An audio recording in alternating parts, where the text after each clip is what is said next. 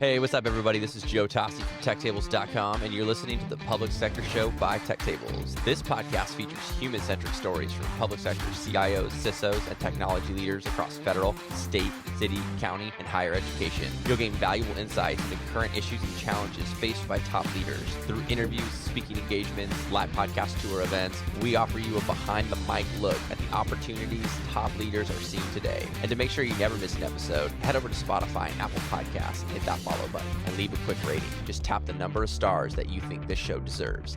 Today we have Kim Warren, CIO of the Department of Labor and Industry for the state of Montana. Kim, welcome to the Public Sector Show by TechTables. Thank you, Joe. I'm looking forward to this. I'm grateful to Kevin Gilbertson, the Montana State CIO, for introducing us. I had a ton of fun getting to know you on our intro call.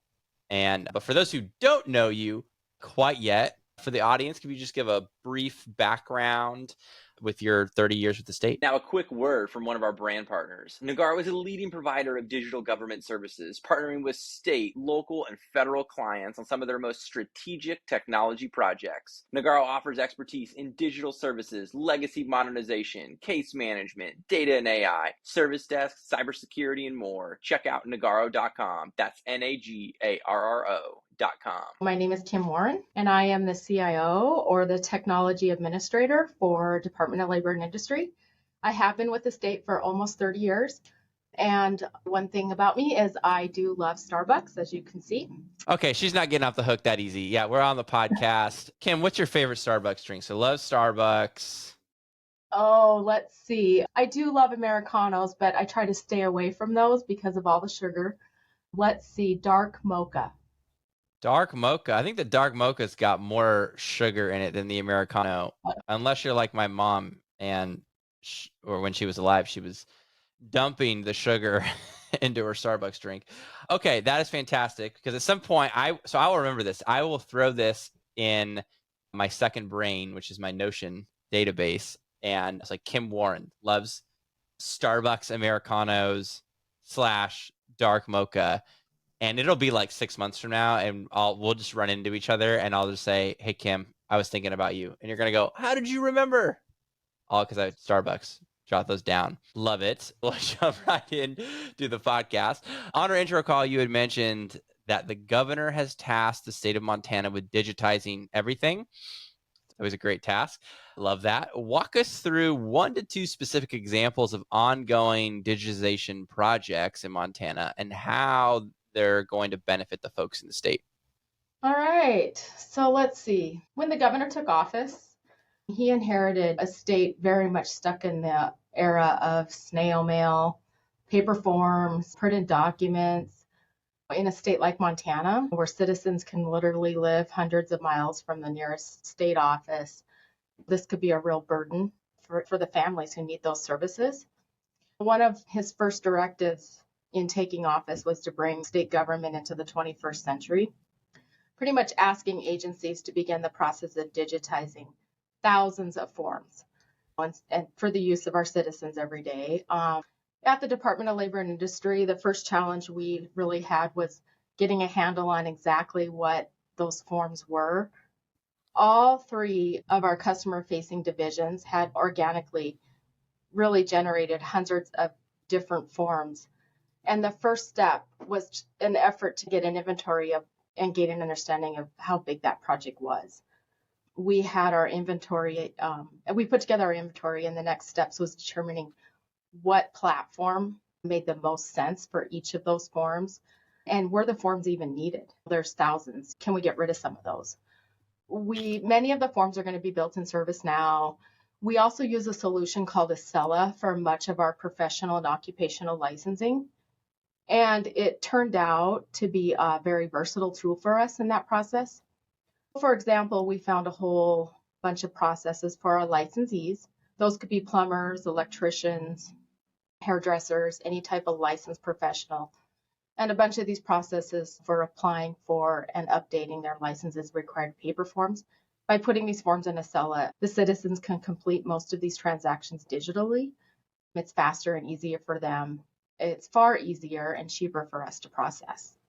Another example, in addition to is a secure messaging in our new unemployment insurance system. Today, our adjudicators seek and receive information from our claimants, largely snail mail again. This means it could take several weeks for us to get the information we need to process a claim. In our new system, which I'll talk a little bit more shortly, our adjudicators can contact claimants directly and securely and get the information we need in just a matter of minutes. When a claimant loses their job and needs benefits, having this service in the system will be a game changer. I love these transformation projects, and there's a very specific reason why.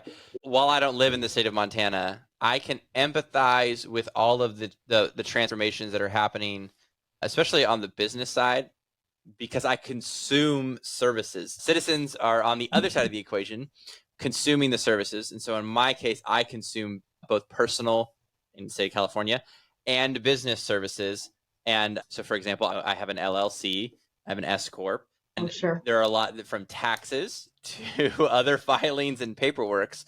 I don't know. My brain is just wired to look at the user experience. And so I love interviewing people on the CIOs on the side of the equation where they're trying to benefit the citizens for their user experience. And then on my side, I go to other websites and poke around and look at, hey, what does this user experience look like? And I've had some CIOs cop to me, which is pretty funny. They'll go, Joe, look, we're getting the money. Give me a couple years and then you can, or give me a year, give me 6 months, and then you can beta test and beat up our new modernization, our new system. Even though I don't even live in that state, I want to see what folks are working on. And so I love the story with the governor and Kevin and yourself. And I was talking to Carrie, and it's just a stellar team in Montana looking to bring such robust modern services to public sector. I love it. Absolutely love it. On the consolidation and modernization projects you're currently working on, this was highlighted by Kevin in the original email that he sent. So I'm curious, I'm sure he'd love to hear too, particularly around focusing on improving the unemployment insurance system. You talked a little bit about that. How are these initiatives streamlining processes to enhance the user experience for Montanans? Montana went into the pandemic with a UI system that was already showing signs of its age. It was developed 20 plus years ago, nearing its breaking point, like many states. The pandemic really showed us how desperate our situation was and the need for a new system. We couldn't really cope with the flux of the claims and the countless new rules and the programs. I will say, though, that during a couple of overnighters during the pandemic and when it hit its peak, and we partnered with a vendor to support those needs through the pandemic. Kudos to the vendor and my team. After the pandemic, it became very clear to the states around all the country that we needed to upgrade our aging UI system and bring it into the 21st century too. So working with the governor, who has a background in tech and software, and then Kevin, we chose an approach, and instead of going to the vendor and asking them to build us a system, really we went to the vendor and changed our paradigm to adapt the system to our processes and to fit our processes needed to fit that system. When we pursued vendors with that approach, requiring just the bare minimum of a minimal viable product, customizations to conform to our laws, it became much more doable. And the prospect, now we're on track, on budget, on time, and we will have a new UI benefits and tax system come October. Also, this late summer, we will be starting our next big project in modernization. We will be retiring our legacy workforce development system and also be building to a new workforce development system as well, which is also in those same stages as our unemployment insurance system. So 2 large modernization systems for Department of Labor and Industry. I love that. And I don't even know if Kevin knows yet. I got to text him, but he's at the live event that's going to happen 30 days from now. I'm very excited. Kevin's going to come on 3 times. I don't know if I told him that yet, but hey, he asked me to come. So he's going to come on. But one of them, the reason why I said 3 times is because we've got 3 distinct topics I want to cover with him. One of them is workforce development. We're going to have a great guest that's been on before, John Rogers, who leads the strategic workforce planning for the state of Indiana. And I know from my first podcast with Kevin how big workforce development is. So I'm very excited to cover that topic. And the other two topics will be fantastic with the other guests, but I love the workforce piece. So it's going to be a great conversation. Kim, implementing new technology and processes can be very challenging. I say can be, I'm like laughing. They probably will be very challenging. Talk about a few of the strategies you employ to handle stress to ensure the successful completion of the projects. Yeah, it can be stressful, not only from the aspect of not being 100% confident in what the new technologies and platforms can offer, because we know that changes overnight all the time, but how to use the platform and technology to accomplish the business needs. The staff's constantly trying to stay up on that and have to learn and train. We have had success when taking the time ahead of a project, mapping out business processes. This then provides us the opportunity to really analyze the process for gaps, redundancies, think critically about the function and that the needs for it to be accomplished. We like to start with the concept of the minimal viable product and managing expectations towards the initial set of baseline functions. Given the low code, we call it low code, pro code platform, COT solutions. These really lend themselves to incremental and rapid development for us. Once you get a baseline of the functionality and building on top and enhancing those with additional automation becomes quick and easy for them to accomplish, and value behind that too. It's a win, developers, business, and so forth. We also test the logic and the requirements with kind of the 80-20 rule. If the solution meets the business need for 80% of the workload, then it's a solid foundation to start with. I love that. Using the Pareto principle to figure out if there's a solid foundation and then quickly moving on. Fantastic. You say low code, pro code? We like to call it, give it some acronyms here, some fancy words, low code. Yeah, no, I like that. That was I think I clipped a little video from my first interview with Kevin virtually, and he was talking about trying to get low code, no code into the hands of the users very quickly. But I love the real way. It's the low code, pro code in Montana. It's fantastic. And shipping MVPs. That's the way to go. Mm-hmm. Being able to ship very quickly, iterate, test, break stuff. I love it. Yep. Moving quickly. It's fantastic. One of the other things on our intro call, Kim, that you expressed was, and this just hits home for the podcast, your enthusiasm for working with your team. You talk about the collaboration and effective communication within your team that actually helps speed up the deployment of new technologies throughout Montana. In the past few years, we have really focused on our project management processes. I think that is key to everything. The roles and responsibilities of the team members, what is really needed, and the contribution expected to the team, building more self-directed and accountability, cross-functional teams. This is done first and foremost with communication, shared responsibility of the team, reaching the goals, whether it's in sprints, modules, or just an entire system.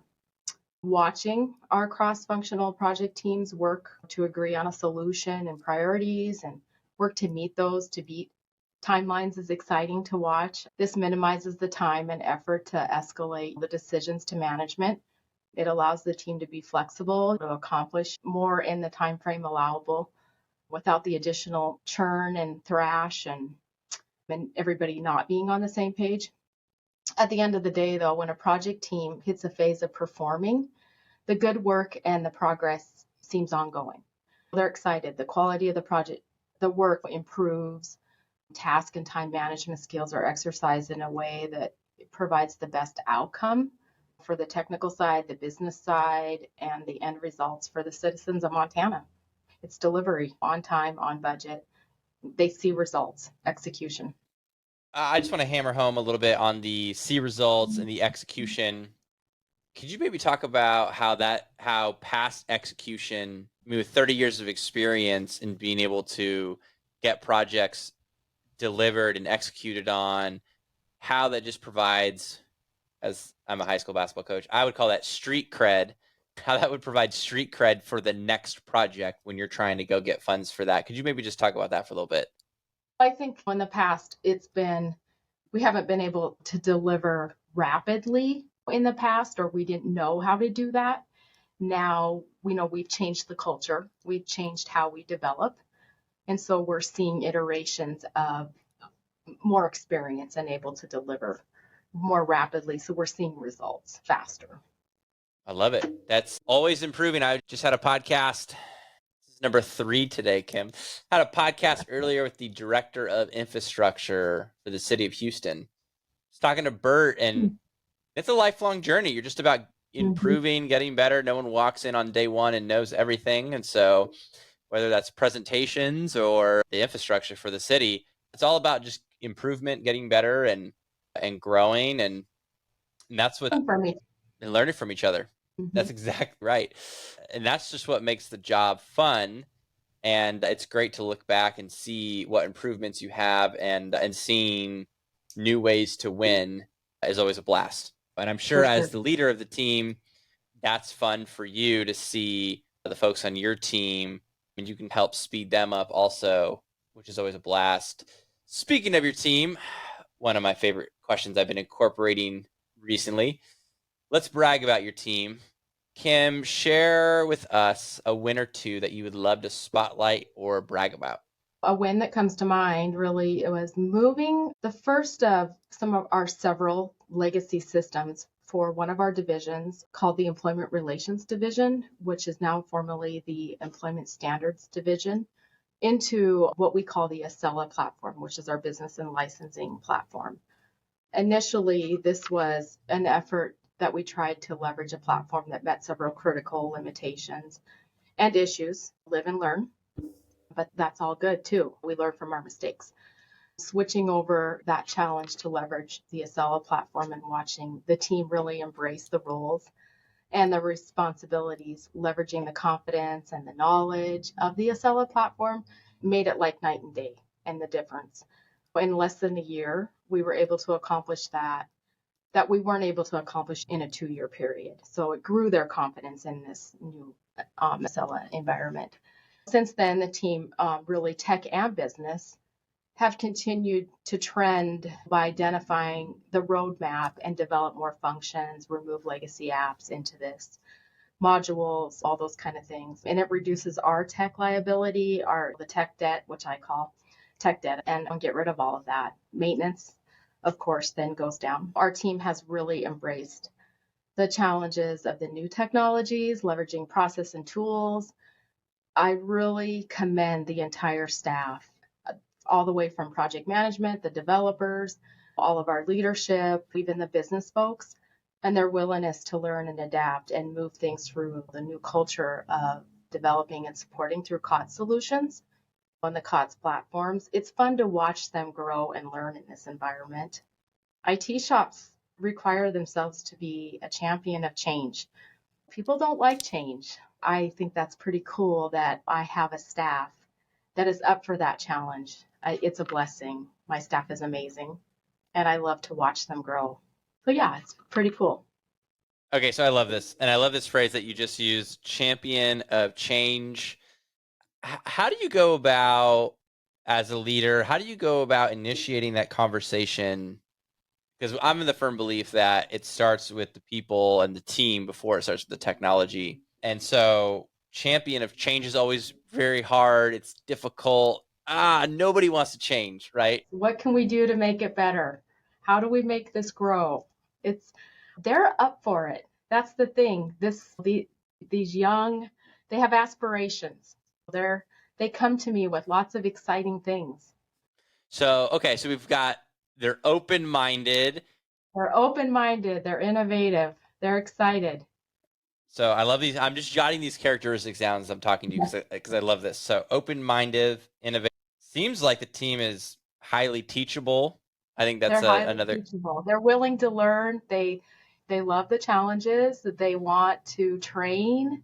This is great. And on my episode with Kevin, what I liked is he talked about this kind of alumni network where the young folks will probably, let's be real, they're probably going to leave at some point.